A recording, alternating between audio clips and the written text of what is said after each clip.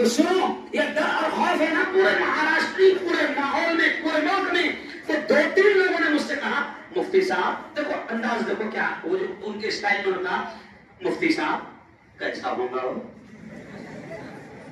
کیا بولے مفتی صاحب کیسا ہوگا وہ. تو میں نے بھی وہ اسٹائل بولا کچھ نہیں ہوگا وہ. کیا نہیں ہوگا؟ کچھ نہیں ہوگا. ہمارا تو ایمان ہے، یہ جملہ سننا، ہمارا تو ایمان ہے وہی ہوگا جو منظور ہے. بولو بولو بولو، وہی ہوگا جو منظور ہے. ہمارا تو ایمان ہے کہ پیڑ کا پتا، درخت کا پتا بھی خدا کے حکم کے بغیر نہیں ہلتا. جب خدا کے حکم کے بغیر درخت کا پتا نہیں ہلتا تو مسلمانوں ذرا سوچو، کبھی کبھی دماغ میں آئے گا کہ جب کچھ سب کچھ خدا کے ہاتھ میں. میں نے ابھی آیت پڑھا، کون سی آیت پڑھا؟ میں نے آیت پڑھا تبارک الذی بیدہ الملک، 29واں پارے کی پہلی آیت. اللہ کہتا ہے کہ بڑی برکت والا ہے وہ بیدہ الملک، جس کے ہاتھ میں ملک ہے. وَهُوَ عَلَى كُلِّ شَيْءٍ قَدِيرٌ، اور ساری قدرت، سارا پاور اسی کے ہاتھ میں ہے. اور دوسری آیت میں نے کیا پڑھا؟ دوسری آیت میں نے پڑھا قُلِ اللَّهُمَّ مَالِكَ الْمُلْكِ. اللہ اپنے لاڈلے نبی سے کہہ رہا ہے، کیا کہہ رہا ہے؟ قل، اے محمد کہہ دو. کیا کہہ دو؟ دنیا والوں کو کیا کہہ دو؟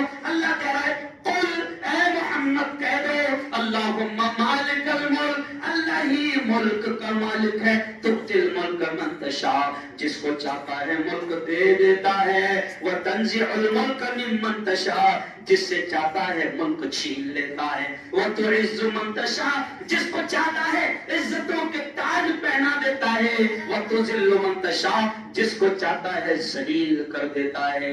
انک علی کل شیء قدیر، ساری قدرت، سارا پاور اسی کے ہاتھ میں ہے. اب دماغ میں یہ بات آتی ہے کہ جب سب کچھ اس کے ہاتھ میں ہے تو یہ باولوں کو کیوں دے دیا؟ نہیں دیا آتا نا دماغ میں سوال، مولا ایسا ظلم کیوں کیا ہے نا؟ تو ظالم نہیں ہے، تو رحیم ہے، تو کریم ہے، پھر ایسا ظلم کیوں؟ ان ظالموں کے ہاتھ میں کیوں؟ ان قاتلوں کے ہاتھ میں اتنا پیارا دیش، اللہ والوں کا دیش، یہ میرا پیارا دیش، میرے خواجہ معین کا دیش، میرے خواجہ قطب الدین بختیار کاکی کا دیش، میرے نظام الدین اولیاء کا دیش، میرے صابر کلیری کا دیش، کیوں؟ میرے خواجہ منتجب الدین زردری بخش دولے کا دیش، میرے امام بادشاہ کا دیش، یہ ولیوں کا دیش، اور تو نے اتنے بڑے ظالموں کے ہاتھ میں اس دیش کو کیسے دے دیا؟ دماغ میں سوال آتا ہے، لیکن فوراً جواب مل جاتا ہے اگر علم ہو تو. جواب کہاں ہے؟ کیوں دیا ان کے ہاتھ میں؟ کیوں دیا ان کے ہاتھ میں؟ خود قرآن کیا کہتا ہے؟ ظہر الفساد فی البر والبحر بما کسبت ایدی الناس. یہ آیت ہے نا مولانا؟ اللہ کہتا ہے ظہر الفساد فی البر والبحر بما کسبت ایدی الناس.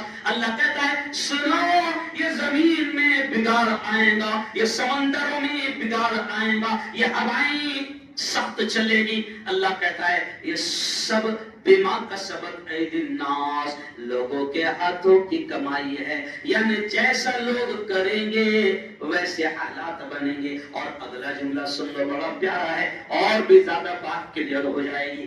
معراج کا مہینہ، جب نبی جا رہے تھے آسمانوں پر، جبرائیل لے کر جا رہے تھے، بڑی بڑی خطرناک بات ذہن میں آ گئی. جبرائیل جب لے کر جا رہے تھے تو حضور نے دیکھا کہ کچھ چیزیں نیچے سے اوپر جا رہی ہے اور کچھ چیزیں آسمان سے نیچے آ رہی ہے. جبرائیل سے حضور نے پوچھا، او جبرائیل یہ کیا ہے جو نیچے سے اوپر جا رہے ہیں اور وہ کیا ہے جو اوپر سے نیچے آ رہے ہیں؟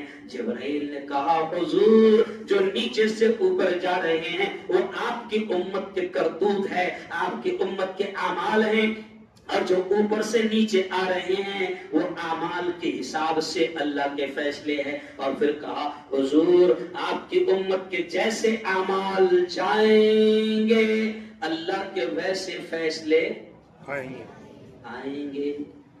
تو پتہ چلا یہ خود نہیں بیٹھے، اپنی وجہ سے بیٹھے. ایک دم کلیئر بات ہے بیٹا, مشین میں خرابی نہیں ہے, اپن میں خرابی ہے نا. اللہ بولتا تو نے لیا تھا میرے 500 نہیں, اور اب دعا کر رہا اللہ بہت مار رہے ہیں, اللہ والے تو نے 500 لیا تھا,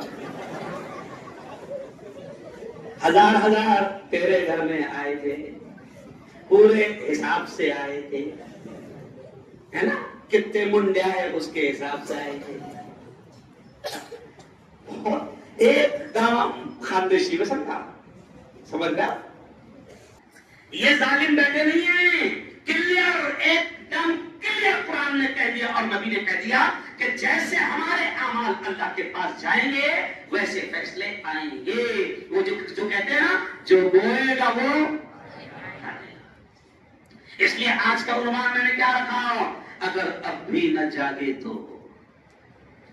ہے نا, یا دوسرے لفظوں میں اس کو ایسا کہہ لو, اگر اب بھی نہ سدھرے تو, اگر اب بھی نہ سدھرے تو.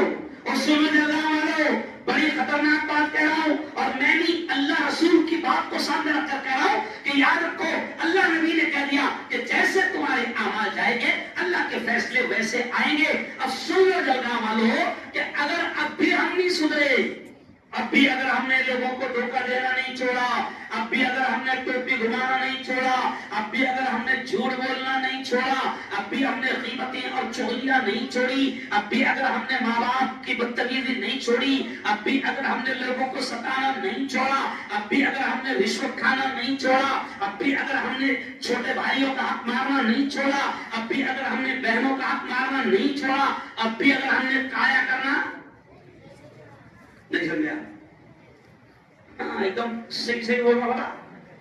اب